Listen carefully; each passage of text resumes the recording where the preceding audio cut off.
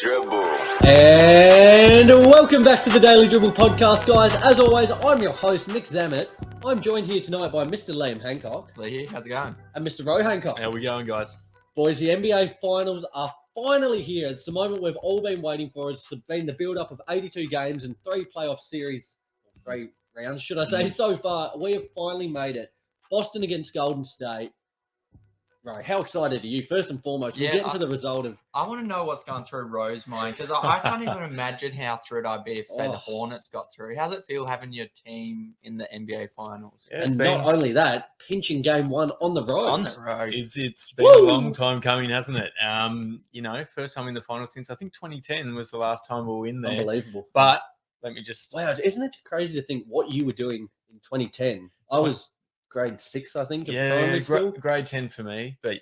Oh, there you go. Yeah. Lee, what were you, grade 3 then? I don't know. Wow. Let me just say, though, quickly, I want to assure people the lid is on. The lid is tight, and we're not undoing it. No. So what's this refer to? I am not following. Like you're keeping the lid on the hype. Not getting ahead of myself. Not getting ahead of myself. Yeah. No, it's good. We will get the game one shortly, but a huge result there for the Beantown boys and for yourself, Ro. It is, yes. Big episode, guys. As we said, we'll rip through some couple of quick odds and ends from the NBA and the NBL. We'll then just quickly discuss what transpired in Game 7 of the Eastern Conference Finals. We'll touch on that Game 1 of today's NBA Finals, hot off the press as we speak, and then have another installment of Draft Deep Dive, where once again, all three of us are praying that we don't have the same player, but nevertheless, looking forward to kind of delving into some of these prospects once again, as we did from last week. I'm smiling right now, Nick. I was about to say, why are you smiling so much? You're a bit fond of Road, aren't you? You're sitting awfully close to him. Yeah, come in tighter, mate. Come in a bit tighter then. There's plenty of love to go around. That's better, isn't it? Put your arm around me. Isn't that better? This is a very close and sensual start to the episode. I like it. Should we just stay like this for the rest of the app? I actually kind of like it. We got the camera a little bit closer today. It's very, it's very in your face. It's good. Give the people what they want, more of us. Absolutely. Guys, big shout out to the Spotlight Sports Network, the Pop Culture Pros, and the Cover. We certainly appreciate being a part of all 3 of those networks. Awesome to be a part of 2 networks, Pop Culture Pros and the Spotlight Sports Network, based in the US. And then for our main man, Liam McGrath there at the Cover here in Australia. Wicked to be a part of those 3 networks, and certainly appreciate all that all 3 are doing. Thanks, guys. Guys, be sure to like, subscribe, share wherever you listen to the show. We certainly appreciate it. Check out all of our socials: Instagram, Facebook, YouTube, Twitter, TikTok. Look at Lee's. Oh, that was quite clean from you on the fingers there. So do all that good stuff. We do certainly appreciate it.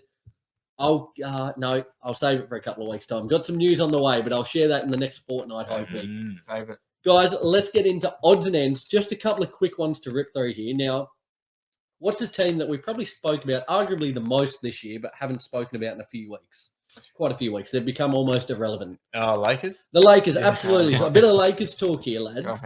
During the week, they appointed Bucks assistant coach Darvin Ham as their new head coach on a 4-year deal. Fantastic there. He's been assistant with the Lakers in the past, with the Hawks and the Bucks over the last 10 seasons. So it's awesome to see him kind of get his opportunity in a top job, and arguably maybe the toughest job going around. Not the name I thought was going to take the role. What a name, Darvin Ham. Not a name I can say, to be honest, that I've heard before. I don't know, have you guys? Yeah. I've heard of him, absolutely. Darvin Ham, more so in a little bit with his time in the Lakers, but more so his stint with the Bucks there. Was quite a prominent feature there on the sideline. I want to get your thoughts, Nick, but from my personal perspective, I really like this acquisition for the Lakers. They could have done the typical Lakers thing and just gone for the biggest name or the most highly publicized head coach on the market.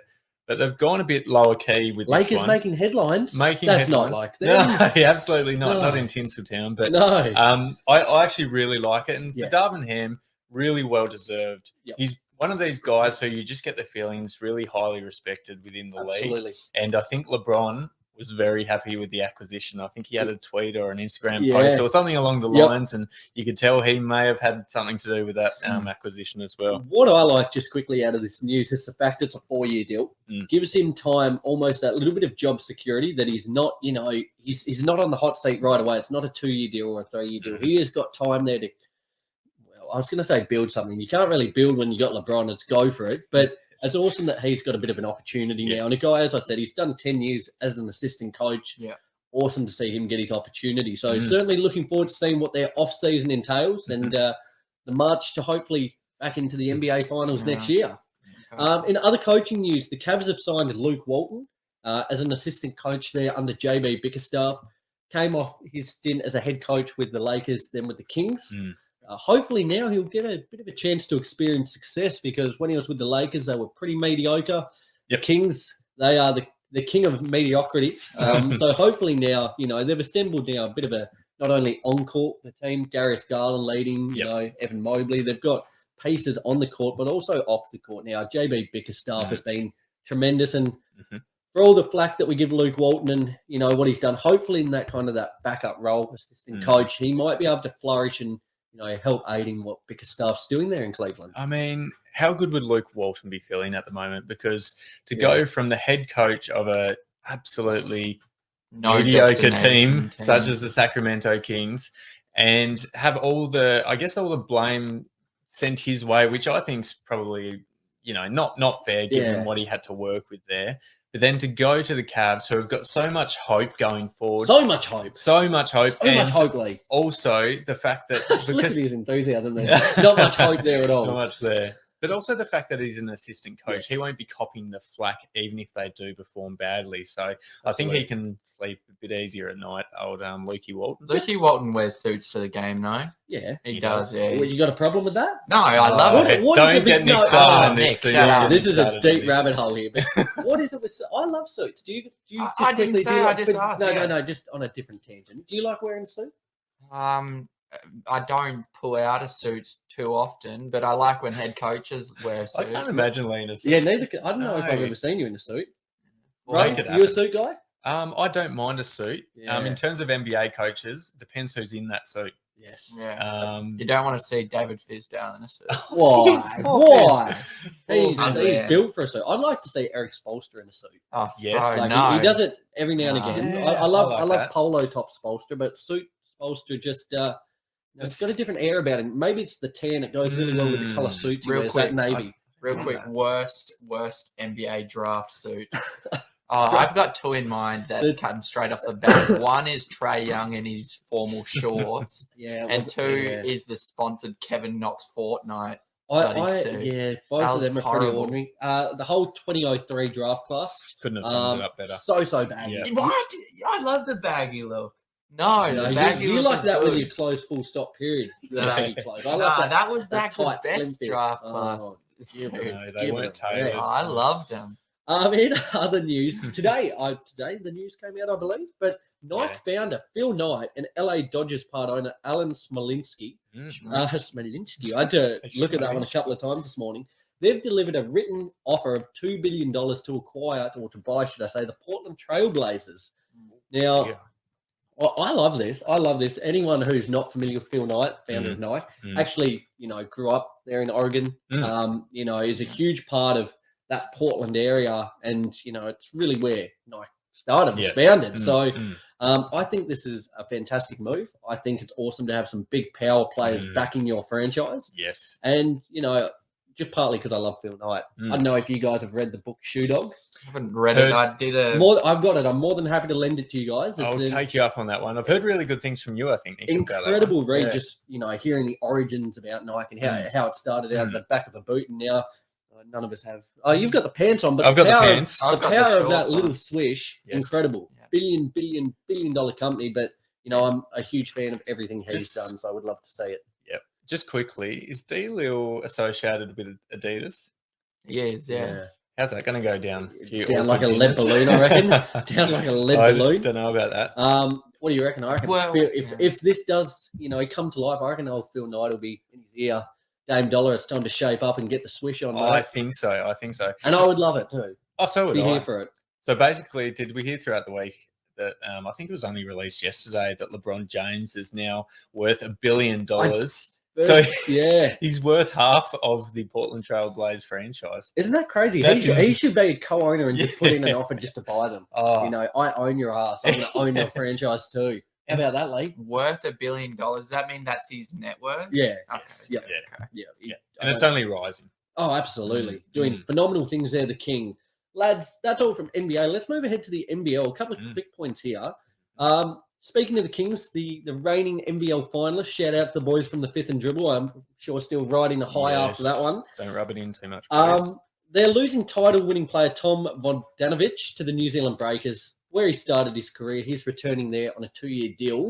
Well, a bit of news for you. Okay. Yep. On a 3-year deal, they have re-signed public enemy number 1, Dejan Vasiljevic, on a 3-year deal. Now, I tell you what, for as much flack as we gave this guy, DJ, him getting death threats and everything of the kind, that was horrible. Bit of a dick. Yeah. He was a bit of a dick. But you love that. Yeah. I cannot fault the heart this guy plays with. Absolutely. He wears it all on his sleeve. I really think, just from watching him in person a couple of times, I think he's ready to take that leap. He kind of took a bit of a backseat with Jalen Adams, Jarrell Martin. I reckon we're going to see him averaging close to 20 points a game next season. That's an early pick, between 17 to 20. I think he's really ready. It was just above 15. Or was it 15 the year before last? It was down to about 13 this year. But I think he's going to be up around 17. 25 years old now. He's starting to enter that prime. And the confidence he would have, the swagger he's got now, I reckon he's ready to bowl out. Well, he's definitely got the potential, doesn't he? And huge. One thing that we do know with DJ is he steps up in the huge moments. So even if he doesn't reach those heights, we still know that he's going to be one of these guys that you love on your team. And if he's not on your team, you despise him. You love to hate him. And the league needs people like that. It's good. I was watching a thing with a little interview Pitbull did this morning. Like Mr. Worldwide. Mr. Worldwide. It's like us. It came up in one of these business pages on Instagram, and he was saying, if people aren't hating you, you're not doing it right. So, you want people talking about you. Any chat is good chat. So. But I think DJ also feeds off that. Do we feed off that? Do we want our haters to reach out to us, give us hell? No, I'd prefer a few likes and a few followers and whatnot. No hate. No. No hate around here. Not at this point of our career. Jeez. We got thick skin here, us 3 boys, don't we, Lee? Yeah, that's it. In other exciting news, I'm really, really happy with this, and I know it's a player you and I have spoken about this year. The Cairns Taipans have resigned star import Tajir McCall on a 2-year deal. Now, this guy did it all. He's really overtaken Scott Machado as the leader of that team. 16 points, 4 rebounds, 5.5 assists this season. Just so dynamic. Such a fun player to watch. And, the Taipans were a pretty ordinary team, but he was a shining light. Must-watch TV, so awesome to see that. And Machado going down early in the season was probably a blessing in disguise. They weren't a top 4 team. They weren't making the final, so it was good to see him flourish. Yeah, absolutely. So looking forward to seeing what next season in the NBL entails, lads. Let's move ahead. The Daily Dribble. Give us a smile. I want one seamless one. No, you're not going to get it. Wishful thinking. Let's start with the Eastern Conference Game 7 here. Now, this was, I don't know about you, Ro, but a bit of a sweat on you there, mate, through that one. Yes. Oh, dear. We nearly jinxed it. We nearly completely jinxed it. We were so confident that Boston was just going to take that next one, and they did not. Yeah, Game 6, I tell you what, we were, it would have been awful to have to retract pretty much everything we said. Yep. They won Game 7, though, 100-96. You know what I loved in this one? I saw coming out the day or two after, Tatum sending Kobe Bryant a text message before the game saying, I got you today. Yep. Would have been bad if he hadn't have. Yeah, shit. Well, he dropped 26 points, 10 rebounds, 6 assists. He did. Brown and Smart each had 24 points each. Big-time performances there. And it was just kind of one of those games that was, they left it all on the line. Yeah. No more so than Marcus Smart. Oh, Smart. Put up a post during the week. Check out our socials. It was on Instagram and Facebook, this one. Man, tell you what, if you guys hadn't lost this, he would have been crucified. He put up 22 shots, more than Brown and Tatum. Most shots on the team. It was kind of just one of those things. You got to know your role a little bit. Hey, Marcus Smart, you won by 4, but why are you taking the last 5 shots for your team in the game? Man, you are not a closer. Yeah. I don't care how much. That's not you. I don't care how much you've grown confidence-wise in the league offensively. Do not take the last 5 shots of the game. We need that. We need a sound clip of that guy. You remember that guy who was like, "You're not that guy." I love that guy. You're not that guy, Marcus. You're not that guy. He is not that guy. And he had some really wide open threes as well. But even so, you're not that guy. Yeah. Well, that's the thing, isn't it? And I think going into today's series, kind of mentioned the key was him getting 15 to 20 points, as a high watermark, but in the flow of the offense, not taking unnecessary shots. You kind of hang your hat. You're the defensive player of the year. That's where you make your money. That's where the bread is made. But that was just a little bit too gun high. They got over the line, but it's something you would want to just see addressed for this series and going forward. I think so, but take nothing away from Smart. Nothing away from Smart. Now, I want to get your thoughts on, and I'm sure you're just about to touch on it, Nick, Jimmy Butler's pull-up three to potentially win that game. Got the rebound, down 2, 19 seconds to go. Jimmy has sprinted the floor, and with 16.6 seconds, so in pretty much two and a half seconds, nailed up the floor. I had this in mind. I want to hear what you say, because I'm ready if you say this. Let's say something you don't agree with. You're ready to go. He's got his rebuttal. Here it is, and this is a thing we've mentioned quite a lot when we play 2K. Yes. Do you go for the quick three, power up the floor, and try and make it rain, or do you play sensible, go for the tie? I think in this instance, he went too quick. Okay. I think even if they went for the 3, take a little more time.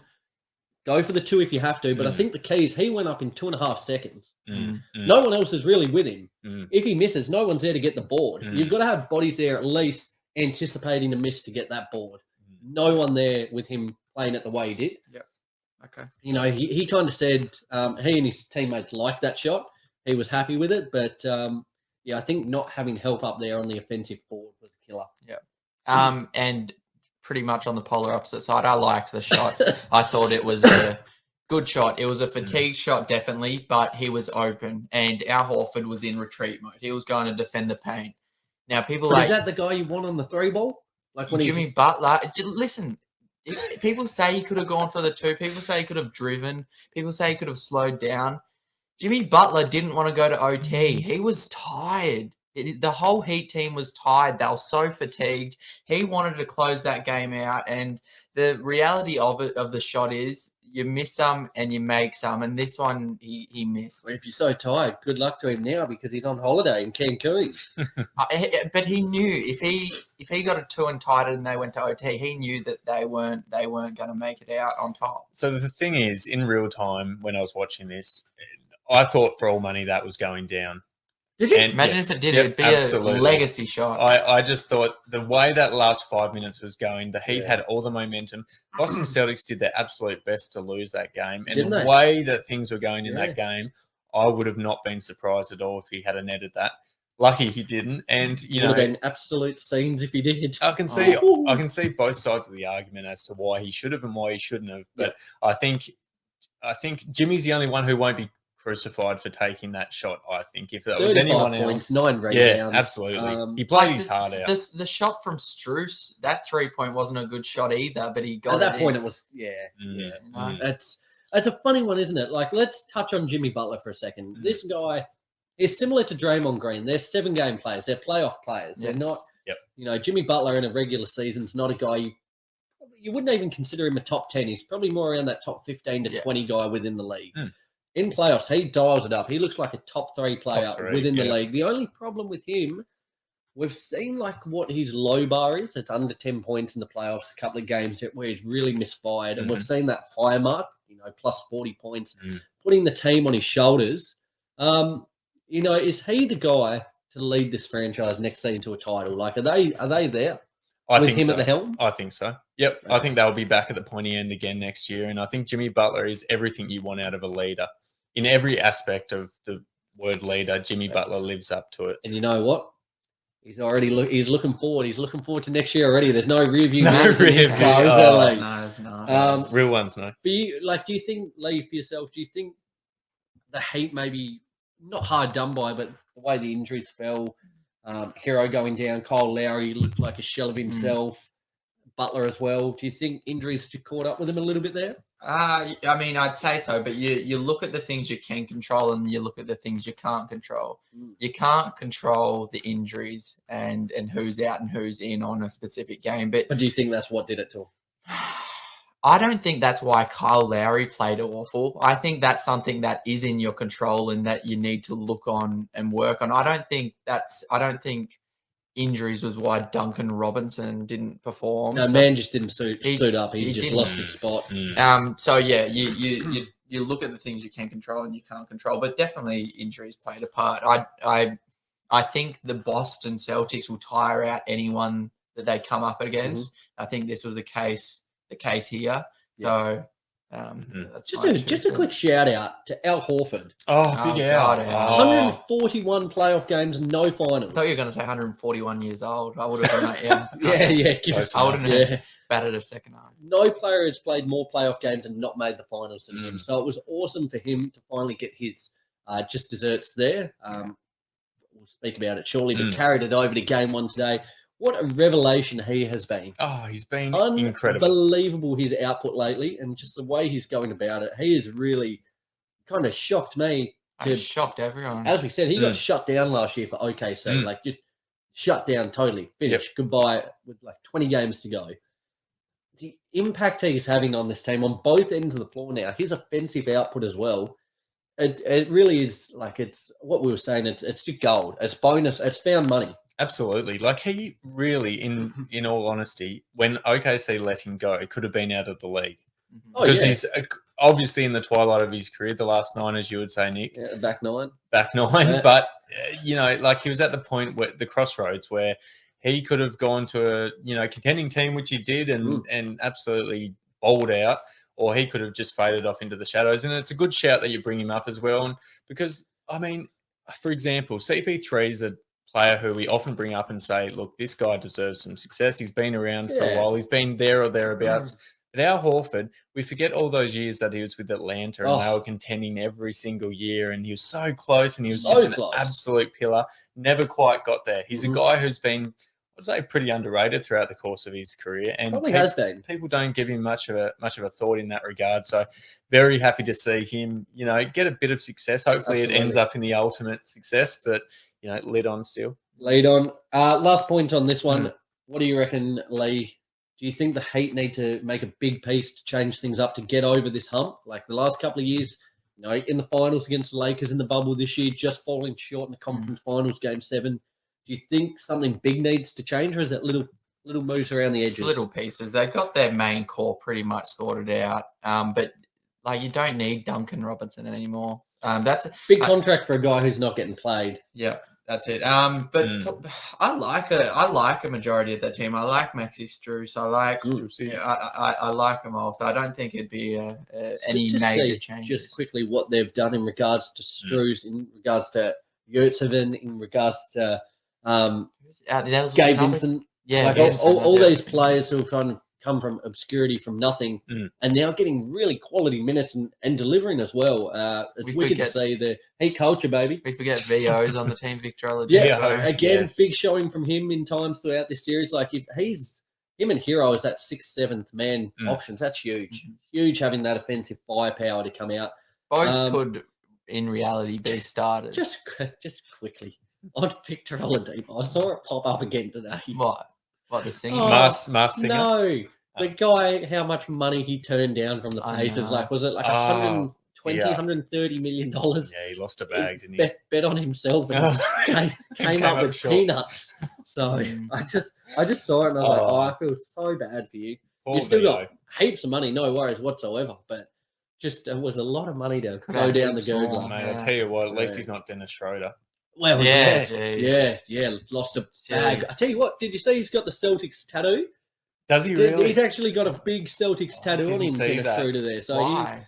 From when he was with the franchise. But he's not anymore. No, but he's got the tattoo, so he's rooting for the boys. That's like Beantown boys. Yeah, I was about to say that's like getting your girlfriend's high school girlfriend's initials tattooed on you. Not sure about that one. Big game play. I like it. Got it. Yep.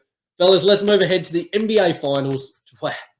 As we said, it is finally here, the moment we've all been waiting for. As basketball fans, this is the most exciting time of the year. It really is Christmas. Game 1 today, just quickly, I saw courtside seats going up to 70 grand. 70 grand for courtside I thought you were about to seats. say 7 grand, and even then I was like, that's a 70,000 bag. large. 70 USD. Yeah, I would believe so. USD. So yeah, even ramp her up a bit more. Oh. Just quickly, just imagine that. Like It's like 110K. I don't even. I think I've almost lost touch with the common man this season. Even the NBL games, like a lot of the games we went to by quite luck were, for free. Due to some really handy hookups and connections, but that's in there for free. That's how it goes. You do a podcast, you reap the benefits. But imagine, and like I think the most expensive tickets we had courtside were like $400, $500. Yep. Imagine dropping 70 large. 70 large. But I guess you look on who's on the sidelines. Jay-Z's on there. Jack Nicholson just pulls that out of his backside. Yeah, but 70 large, that's... The common man probably won't be attending that one courtside. I'd be in the bleachers. How much would you be paying for a bleacher seat? You'd be paying like hundreds and hundreds of yeah, dollars it'd be US. pretty exy still. Yeah. I tell you what, it'd be wicked to one day go. Yeah, would have been wicked to go to today's game because yes, it would. The Celtics on the road took the win 120-108. The Warriors held control earlier this game through the first quarter and a bit of the second. Steph Curry, 21 points in the first quarter, and it kind of looked like scary. I was you're so in for a bad frightened. time here. Did you? Oh, watch that. Yep. Watch that first quarter. Yep. Happened to catch that one, but no. Steph was on fire, and it was to the point where I was thinking, as good as we it looked are, like records were going to be broken. It looked like he was going for 60, and it looked like that we were going to. The thing is that the Celtics were still in the picture, even with Steph going off as he did, and that was key. If Steph had gone off, hit his 20 odd or whatever in the first half, and the Celtics were down by 20, then it's sort of game over for us for that night. Well, it was a funny game because they battled back. They were up by 2 points at halftime. The Celtics came out a 38-24 quarter in the third, had the Warriors up by 12 going into the fourth, and then say the point differential for the fourth. What can only be described as an absolute barrage of carnage. It was carnage was unleashed. The Celtics from three were just unstoppable. Unstoppable. They won the fourth quarter 40-16. 40-16. 40-16. You are taking the piss. 40-16 on the road. Game one of the NBA Finals. It was just really incredible. Al Horford was the main kind of offensive weapon in this one. 26 points. And just quickly, I just want to make sure I get this right here. Yes, please do. 6 of 8 from 3. Yeah. As a big man too, it goes underrated that he's a big man, but he gets his shot up just so fast. I think that. Well, that was the key to the game. So the 3-point stroke, that you guys went 21 of 41 from 3, so that's at 51% compared to the Warriors 42%. Yes, and that was where the game was won and lost in that fourth quarter. Yeah, it was a fourth quarter game. It was absolutely startling the way this one played out. Rowe going into that fourth quarter down 12. Like I had it on at work. I was keeping up to date with it, and I thought, I think the Warriors just take care of business. They get game one. Settle the nerves, and it's pretty stock standard. If you're the Celtics, you don't feel too bad about it. Feel out game. But that was incredible. They just eviscerated that lead in no time, and then just ran with it. And kept on running like goddamn Forrest Gump. He just didn't stop. It did not stop. Yeah, no, and particularly coming up against the Warriors, who are notoriously a good third quarter, fourth quarter team as well. Yep. You start to think, okay, you're down by 12 at 3/4 time. Let's just almost put this one in the books. 12 minutes to go, but against a team like the Warriors. I had nearly put it in the books, and that's the worst thing you can do, preemptively putting it in the books. And it's, you sort of got the feeling that, as this game came to an end, or as the third quarter came to an end, it was going to end like most people probably anticipated it would, like in game one, in San Fran. Yeah. You just thought the Warriors might be too good there. But to get game one on the road, finals, you just can't get any better. And it sets the rest of the series up really well now. And you know what it does is really, it gives you a free crack at game two. Yeah. Because I think in this series, if the Warriors had got both on home, as they're probably expected, I think all the pressure is on Boston, and I think it would have been too much. Yes. I think they had to get the split. They did. The fact they got the split in game one, they just get a free crack at it game two, really. They can just go out, play free, whatever. If they lose, who cares? We got the one we needed. Yep. Like, huge. And if they somehow clinch it 2-0, going back to Boston, look out. Look out indeed. Holy shit. You know, one of the good things about this win, or, you know, and the thing that I'm not sure you might have been about to touch on is the fact that Jason Tatum was, you know, Stinker. Shot so terribly in this 3 game. of 17, 1 of 5 from 3, 12 points, 5 rebounds, 13 assists. So did a bit on the playmaking side, but in terms of shooting the ball, was putting up bricks. But I just like the fact, touching on those 13 assists, like, able to have an impact in the game still, even if it's not a matter of sinking the buckets, which is essentially what he gets paid to do. He's still having an impact, and you know that's what you need to do. You know what you love? You look at the Warriors. Steph there had 34 points, 5 rebounds, 5 assists. You know, Wiggins had 20 points. No other player had over 15, or Thompson had 15. Let's have a look at the Celtics here. I'm just going to rip through their team list. So Tatum had 12, Jaylen Brown 24, Horford 26, Marcus Smart 18, Big Rob had 8, Derek White had 21 as well, and Peyton Pritchard 8. So you got contributions. It wasn't just the Jason Tatum and Jaylen Brown show. No. Whereas on the other side, it was really kind of Steph, a little bit of Wiggins, a little bit of Clay, but not much else happened.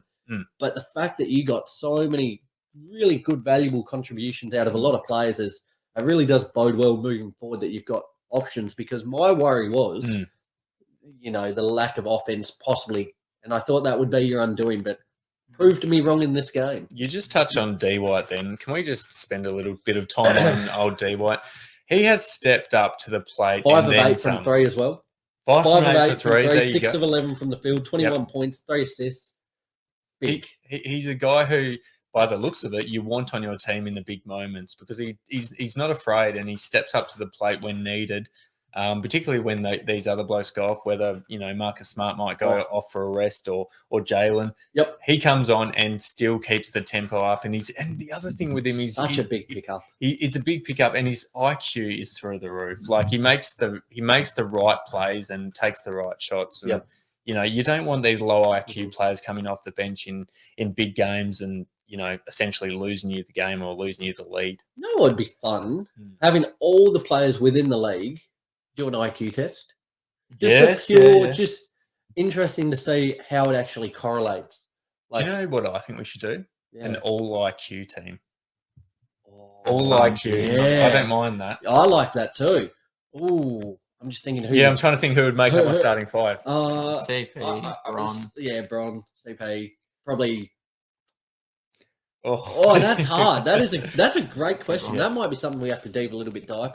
Jeez, Nick. There we go. Did I? I've just completely. We all knew what you butchered that. We all knew. Dive a little bit deeper in the off season on that one. Good shout from you. Yep. You know what's scary? What is scary? This is Jason Tatum's worst game of the series, and they got up by 12. Yeah, that's an ominous sign, because if he starts to click into gear and they get these continued, you know, output from the other players. They were just like really using their strengths to their advantage, though. Like this game, Boston said, "We know we're bigger than you. We know we're stronger than you," and they got on top of that. Like you said, Curry had 21 in the first quarter, but then he had 13 for the rest of the game. Klay Thompson had 15.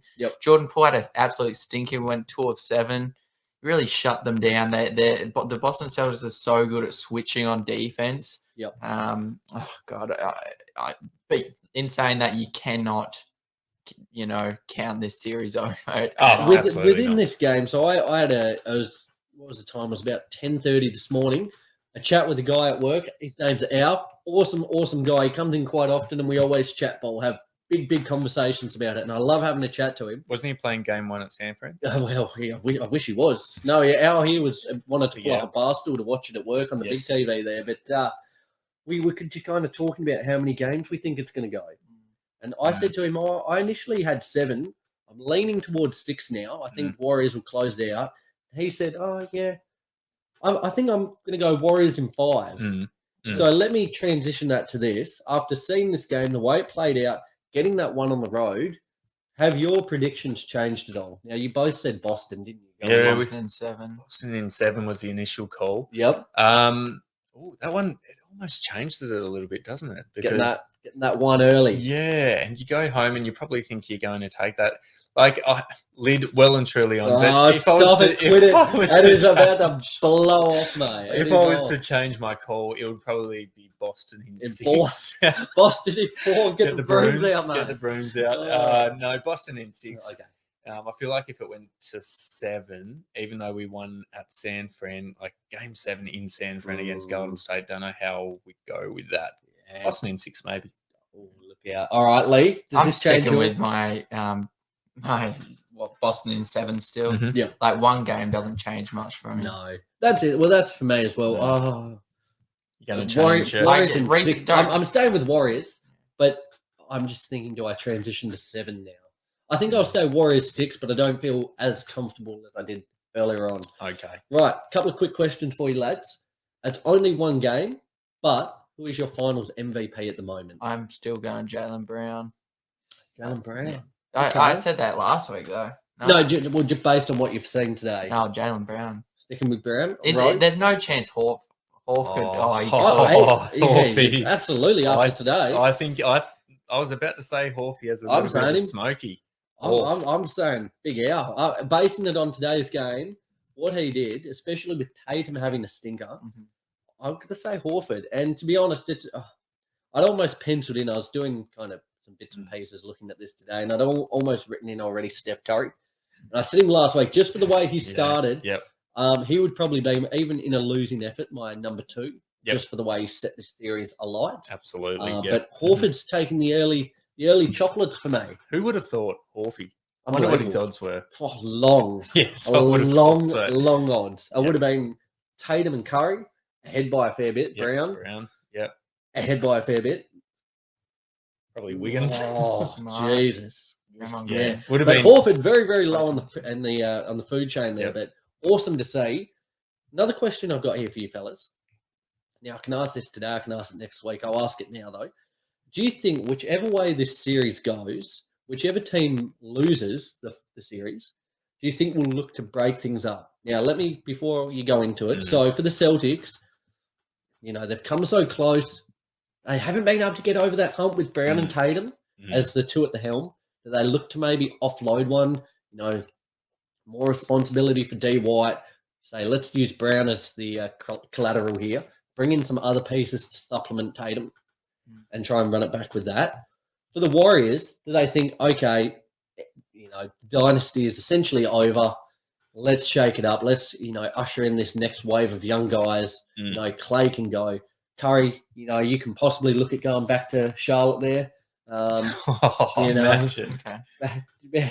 Look at Lee, the eyes are bing. But there has been speaking about his ambition to hopefully end his career there. Imagine. But do they look to trigger some things in motion there if they lose? Do either team blow it up if they lose? Do you think? I don't think so. And the only time that the only reality I could see that happening would be if they went out in 4. If Golden State went out in 4. Okay. And even if that did happen, I don't think they would. I think both teams, have come so close to winning this year. It'd be silly to break it up. Yeah. For yourself, agreeing with that, Ro? 100% in the same boat. I don't see it. I don't see things falling apart for either team over the off season, despite whether it's a sweep. Lead on, definitely won't be a sweep. But the biggest move I could see maybe Golden State making, and I don't even know if they can make this move to be honest. But even a guy like James Wiseman, who's been on the pine for a lot of this season. Sorry, but I saw a TikTok of James Wiseman flexing the Western Conference final. Why is he? And I was like, you don't what like are you doing? You're in your dress attire. You don't like that? I don't like that. He hasn't played the whole season. Come on. I agree. As I thought about this, I think, I kind of think maybe more so almost if the Warriors win could be the key that, okay, that's kind of, we could run it back. But it kind of spells the end. Maybe you look to move on from a Clay or something. Just a thought I had. What the Warriors aren't doing and what they won't do is get rid of any of the young pieces that they have, apart from James Wiseman, I think, who's already shown he can be a little bit injury prone. But there are other young players. Kuminga, Moody, Poole. They're in good shape. They're in really good shape. It's awesome because we spoke about this at the start of the season. Go back and check that episode out just to kind of fact check us here. But we said, they're in a funny phase. Do they really commit to it, offload these youngsters? Do they go into the rebuild, or do they try and kind of have the best of both worlds? And that's what they've done, and they've executed it to perfection. Yep. If they, get this right and win this series, they have just pulled off an absolute masterstroke, being able to have their cake and eat it too. Absolutely. So looking forward to seeing how this plays out. Game 2 is here in Australia on Monday, then Game 3 on Thursday. So we'll be absolutely breaking down Games 2 and 3 next week. Wow, huge. Oh, huge. yeah. I love it. NBA Finals. It's incredible. Yep. You know what's sad, though, just quickly? Yeah. That this is like, this into games, this is it. Yeah, and then she's done and dusted. It's break season. For another season. Some year it's been. It's been a big one. Fellas, let's move ahead. The Daily Dribble. The season might be ending soon, but the action is not. The news never stops here in the NBA, and we love it for that. Because the draft is coming up very, very shortly in July next month. It's just around the corner now. Sorry, but Roy can't go without glasses. He was going blind. So you've pulled off this episode. What are we? 40 minutes into the piece without spectacles on. You feel like you need to read your notes for this one, so the goggles are back on. Sorry, I might just need to take myself off mute. That might help. But a few notes. I might just chuck the old spectacles on so I can see. Looking very astute now, ready to go. Thank you very much. Fellas, the return of Draft Deep Dive. We had our first installment last week, a segment where we're each going to pick a draft prospect and kind of give a bit of a scouting report, what we're on the lookout for them in the upcoming draft and where we think they'll fall in the pecking order there.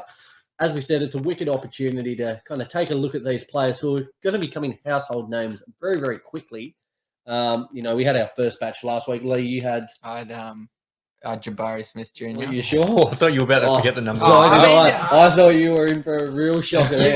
Yeah, he startled me. I had Jaden Hardy. And I had the man, the myth, the legend, Johnny Davis. What a name. Guys, as we said during last week's installment, be sure to hit us up. Let us know what you think of these prospects, whether you think we've hit the nail on the head or where we've gone wrong. Let's get into it. Who wants to... I went first last week. Someone else go first. I'll go first. Yeah, that's the spirit. That's why I chucked the glasses on. Yeah. Sorry. Anyway, so my man that I've gone with this week, I said I'd bring out a fun name this week. Don't do it. No, I've gone with Malachi Branham. Malachi. Okay, that's all right. Sorry, Malachi. Malachi. So say that one more time again for us. So his name's Malachi Branham. What a name! It is a good name. Like the surname's pretty sort of pedestrian, but the first name. It's a name. Who's the other Malachi in the league? Flynn. Yeah, good. Yes, almost got me. Yeah. So Malachi is 6'5" shooting guard out of Ohio State. So in his freshman season last year, he had 13.7 points per game, 3.6 rebounds, and 2 assists per game. So from a statistical point of view, nothing to write home about. Yep. But there is so much to look forward to for whoever picks this guy up. On it. From all reports, from all draft experts and analysts, this guy is one of the most reliable scorers in this draft. And not only is he one of the most reliable scorers, he can score in any which way he sees fit. So he's a guy who you'll see throughout when he gets drafted. I'm sure he'll get plenty of opportunity, but he's a guy who can go to the rim and finish. He's a really good finisher. So at the rim, he was 70% last year, but he can also light it up from 3, and he shot 41% from beyond the arc last season. So there's plenty to look forward to for this guy. 41%. That's 41. Solid. That is an absolute lighting it up. Yeah, it is. And one thing that you're going to notice when this guy's on the court is his length and his wingspan. So he's got a wingspan of about 7 foot, which is going to be a problem for opposition guards in the league when he's out there. That's a hard matchup. I don't know if you've come up against many people with huge wingspans, but they're sort of difficult to match up on. Like the height thing is difficult in itself, but the wingspan is another side of things. So I think that's going to cause a few problems. Some other interesting notes that I've read about Malachi is He was the Big Ten Rookie of the Year as a freshman with St. Vince. With Ohio State. Yep. He attended St. Vincent Mary. We know the other big name who attended St. Vincent Mary in just prior to 2003, do we? I do. By the name of LeBron James. Absolutely. So he became the school's only winner of Ohio's Mr. Basketball Award. The only other guy who won that award was LeBron James. How about that? How cool. Mr. Basketball. Mr. Basketball. Mr. Basketball. Imagine having that on your resume. I'm Mr. Basketball. I'd take that in a heartbeat. What a big dick and a big name that is. Mr. Basketball. Oh, yeah, lucky man. Yeah. And the other thing, he was the 4th all-time leading scorer in St. Mary history, which goes to show that his scoring output in high school was absolutely elite, and he's translated that over to his college ball. Yes, he averaged only 13 points, which is sort of modest, but I guess all reports are that he's going to come out and be a legitimate, reliable scoring option. Again, might not be the superstar that some of these guys will be, but he is going to be a really promising player, and I'm really excited to see who picks him up. What range are we looking That's at? what I'm asking. What range?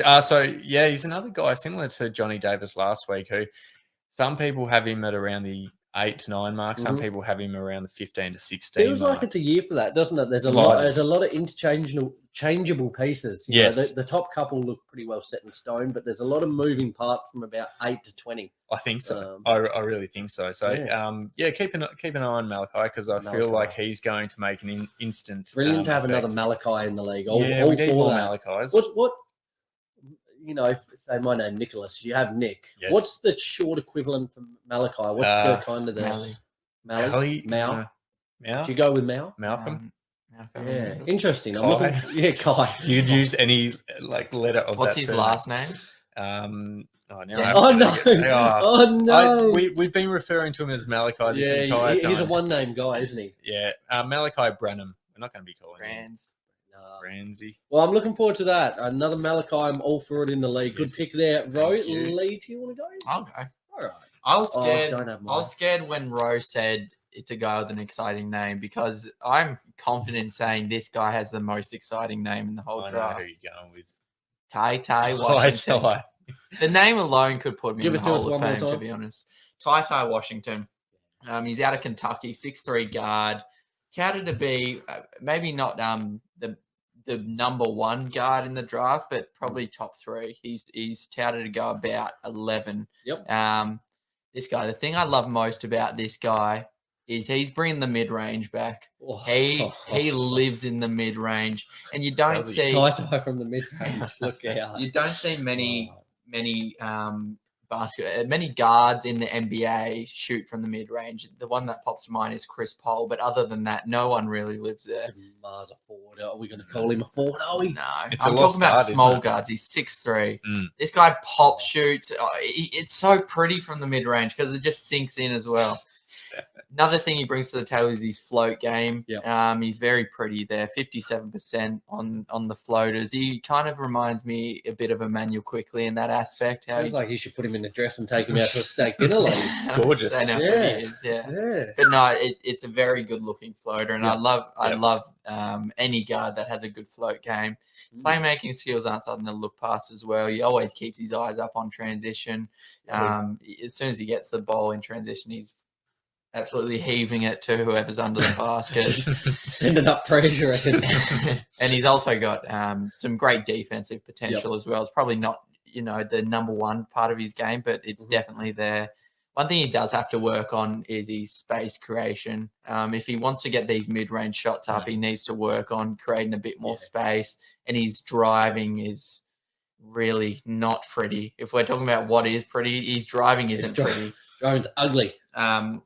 But that he's pretty young, so it just comes with experience and more time. But Ty Washington, You don't really care about anything you've just said. You don't care about his floaters. You don't care about any of it. You're just here for his name, don't you? That's what we're about here. I'm so glad things panned out the way they did. I actually wrote something up about Ty, but I was thinking we were discussing funky names last week. I knew one of you blokes would have it, and I had to change it. Ty, there you go. So. Yeah, all right. So what is he? He's a guard, 6'5", 6'3". 6'3". Okay. Where's he expected? Around the 12-ish 10, range? 11, 12, 13. Yeah. I would say I want him on the Hornets, but like we're not short in guards. Like we still haven't played James Bouknight that much. I was about to say he's gone missing, hasn't he? Yeah. I don't know what they're doing. Bookworm. Yeah, The book. His time will come, but Just with Tai, I expect him to be, another guy who potentially might slide.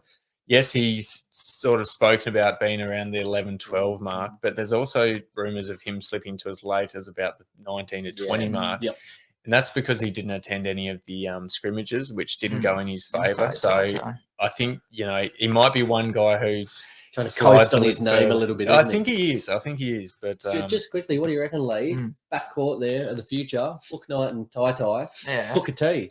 Booker T. They've got the name there ready to go. Oh. What do you reckon? Look out. Geez, we bought if you know, you know, don't you? No, if you know, you know. That sounds made up. Tai Washington. It's too good. It is a good name. It is a good Well name. done Well, to I'm his looking parents. forward to seeing how that plays out. I tell you what, it's going to be electric getting him on 2K there. Just seeing the name Tai Washington pop up. Got a few Washingtons in the league now, don't we? Who? Oh, do we? We've got PJ. PJ, yes. I feel like there's more, isn't there? Or maybe not. Yeah, maybe. I swear there's one like on Pacers or something. Yeah. But I've lost it now. No, we'll but get there. nevertheless, I'm looking forward to. I have heard a bit about him, and again, just another name that shows this kind of the movement this draft might hold in that 8 to 20 range. Let's be honest. Would we be giving him as much attention if his name was Greg Smith? No, I wouldn't. No, I wouldn't have thought so. I don't think his draft stocks would be anywhere near as high either. Greg no. Smith, imagine having that name. Oh. Well, My guy here has got a fun-ish name. I think it's fun. I'll be the judge. Is it funner than Tai Washington? Usman Deng. Oh, Dangy. A guy who I don't know. I was very fortunate to see this year. Actually, I didn't see him, I unfortunately. went up to Lonnie, got courtside seats for this one. Must be nice. I tell you what, he looked pretty good in the first half. I don't remember much in the second. I was buckled by that point. So, He was running onto the court. I think he looks pretty good. Yeah. But awesome to see him kind of, firsthand. It's kind of one regret I have of last season not seeing LaMelo Ball. A couple of seasons ago, seeing LaMelo Ball, seeing Josh Giddey in person. But getting to see Usman Deng there, 19 years old, just turned 19 in May, so he's one of the younger draft candidates. French as well. We love a Frenchman. He's a small forward, 6'9", 185 pounds, so he's got a pretty lean frame on him. Which I would like to see him at another 10 to 15 pounds. I'll mention that shortly. Get into the Macca's drive-through, you reckon? Oh, yeah, a couple of what's French? What do they call them in a Big Mac in France, Ro? What do they call him? Lee? Why does it sound so shaky? Go ahead. Have you guys seen Pulp Fiction? What do they call it? Royale with cheese. Cheese, huh? No, Not as Pulp catchy. Fiction. You not seen it? Get some Royales with unfortunately cheese and not. Chet Holmgren, I'll tell you what. No, that's might be a cheeseburger. But anyway, so he's similar to my player from last week, Jaden Hardy. Yes. He started the season really, really slow. And now what I take into account as well is the fact he's played in a grown men's league. This isn't college ball. There's not kids around his own age. There is some big, heavy hitters in this league, some big boys, like big units. Yes. So he's like Delhi. Not like Delhi, like Jarrell Martin. But he started the season very slow. So for his season stats, 9 points, 3 rebounds, 1 assist, 40% from the field, and 27% from 3. Sounds pretty ugly.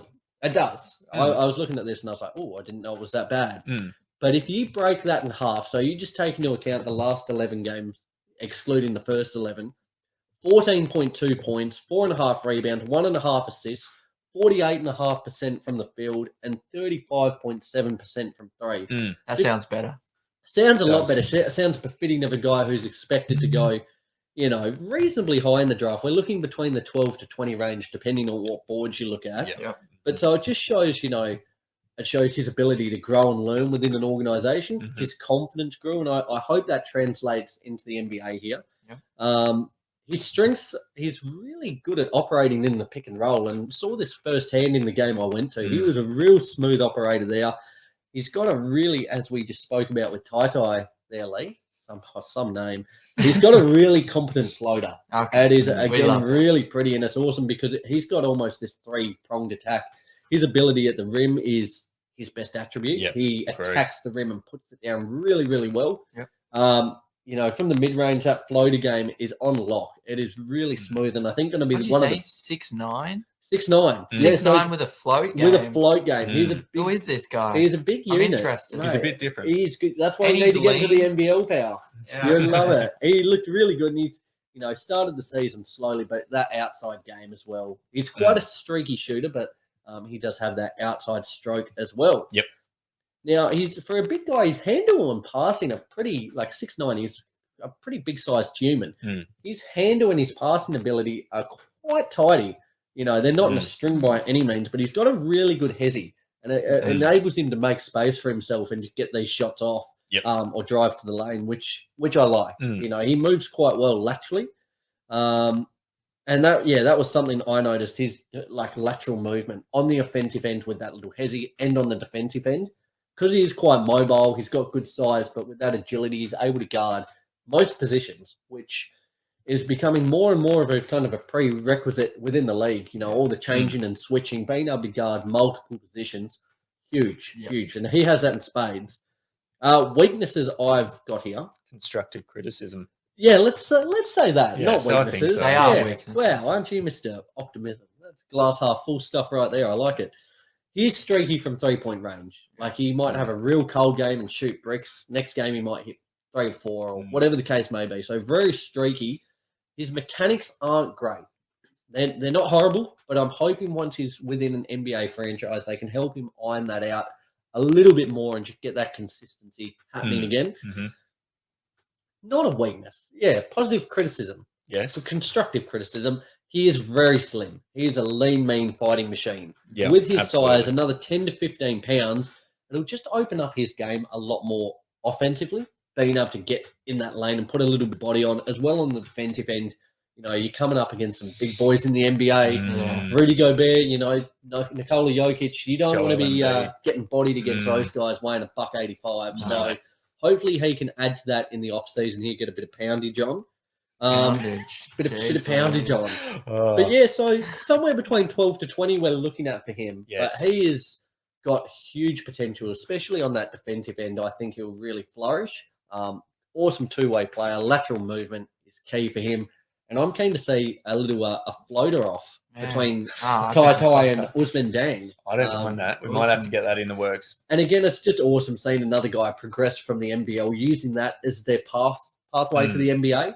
It's wicked to see. So I'm very excited after seeing what he can do firsthand in person down here in the league, that translating to the NBA. Don't know if you agree, Nick. Do you reckon Deng's going to be more of a project player than anything else? I feel like he's a guy who I see with quite big potential, to be perfectly honest. A lot of reports are having him as one of the players with possibly the highest potential. Not like he's going to be good from the get-go, but his ceiling is really high. 6'9" blokes aren't meant to move like him. No. That's the first thing you'll notice. His dexterity and just his agility, as you're mentioning before, it sort of looks strange. Like you don't expect for him to be able to move like that, and I think it's going to cause. He looks like he should be clunky, doesn't he? He does. Especially seeing him in person, like from nearly meter you away, from that close, and just seeing the way he moves, like it's very it's the same flowy. It's the same with the guy I put up last week, Jabari Smith Jr. He's 6'10" and moves like a guard. It's becoming more frequent, but we definitely haven't really seen it before. I had a question. Yeah, please. Would you rather? Let me word a little. Would you rather? Here we go. Let me word it different. Do you have more faith in someone awfully not underweight, but such a skinny frame going into the league, or too big of a frame? And when I say too big, I mean a bit too big on there. I think skinny. I'd say skinny as well. Yeah. I feel like most guys coming into the league are quite, well, then they're certainly not at their peak weight that they will be throughout the course of their career. Most of these guys are at 18, 19 coming into the league. Then, even though they're huge units in terms of height, then a lot of them don't really have much to them, sort of like, wet paper bags. Yeah, I'll tie it in with myself, like playing sports firsthand. I'm a pretty slim build. I go to the gym every day and putting on muscles like goddamn. Just it is hard. But I love it. I love getting body on body. Like I'll hit anyone as hard as the next bloke. Like, I will go in. So, bit of an aggressive operator. Just speaking for myself, I don't think that's a deterrent with the slider build. And I think for these blokes, once they're in a system, that it'll be a lot easier for them to put on muscle and just grow that side of their game, as opposed to, I don't. Not many blokes you see now coming into the league overweight. Yeah, with all the scouting and things like that, it's not necessarily saying he was overweight when he came into the league, but like Zion Williamson, for example, he comes into the league and he's probably at a weight which is equivalent to most NBA small players. Truck. Yeah, to a small big boy. But we've seen what can happen with that. His weight was only going to go up as he went into the league and did more. Cook meals every day at practice. Yeah, has a bit more money to his like name. a steak dinner. No, I don't mean that. We love Zion. We do love him. He's almost an outlier though, because of his freakish athleticism. Guys that size don't move that well. Yeah, that's crazy. Tell you what though, I can't wait to see him back in the league with this Pelicans team. And we have been ripped off so far of the Zion experience, because he's meant to be all-time talent. And you see the flashes, but just need to get the big boy on the court. Yes. Couple of bags of lettuce into him. He'll be all right. he'll be all right. Bellas, I tell you what, who was your pick there, Lee? Tai. Rowe? No. Malachi Branham? Branham. Absolutely. Can we just refer to him as Malachi? We'll go with that. Malachi. And I had there Usman Deng. Yep. Guys, another 3 prospects who we're incredibly excited about, following on off the back of last week's 3. We're now starting to build up a bit of a knowledge base of these next stars coming into the league, all set to unfold next month. We'll do this again next week. We've still got some. It's like one of my favorite segments, because you get to actually get some knowledge into the draft. And you almost like these players, we're probably going to follow a little bit more through their career next season. Like, these are players that we had a vested interest in. So, it's we should almost because bloody Lee did the number 1 pick. I was about to say we should put him in a hat and kind of, I guess, have a rookie of the year, little bet on it, like between ourselves. Yeah, I don't mind that. Yeah, I'm not so keen now that Lee's nabbed off the number 1 pick. Let me just say, I'm very glad that Lee got his scuba gear on this week and dove a little deeper down into the dark blue, because I tell you what, diving. He just dipped his toe in last week and. You're I forgot that it was called Deep Dive. It was a working name, wasn't it? It was a working name. It wasn't set in stone, but that's what you're out here with the big boys now, Lee. Yeah, that's it. Fellas, it has been some week of action from the NBA. A couple of NBL notes there. Basketball is running rampant. The NBA finals are here, and we are loving it. Massive week for us. Massive week for you, my man. How you feeling? You feeling good? You feeling pumped? Putting the lid back on. There you go. Lock it up, big boy. Lid's well and truly on. Okay, let me pose this before we wrap up. If you guys take game 2 in the Bay Area, 2-0 up on the road, going back to Boston, is the lid coming off? Yeah, there it is. It's getting just cracked open. It's getting a little bit loose. I tell you what. It's going to be some week. Monday, game 2. Guys, next week, we're going to bring all the news from games 2 and 3. Yes. Do draft deep dive once again. There's going to be a lot to break down. I can't wait. I'm so pumped. Oh, it's going to be a big week. So where's the next game at? Is it in Boston? Yeah, no, in the Bay Area, mate. The Bay again. First 2, then the second 2 in Boston. All right. But guys, Lee doesn't want it to be there. I mean, if they take that one in the Bay again, that's a big thing. Oh, look out! Turn it down. Guys, as always, be sure to stay up to date with all of our socials. Lee, give us the fingers. Facebook, Instagram, YouTube, Twitter, and TikTok. And LinkedIn. You're our LinkedIn man, absolutely. Guys, like, share, subscribe, wherever you listen to the show. We certainly appreciate it. Run those numbers up. We love seeing it. It means the world to us, so keep doing that. Until next week, I just can't stop smiling. I love the NBA Finals. Guys, till next week, from myself, Lee and Ro, love you, bye.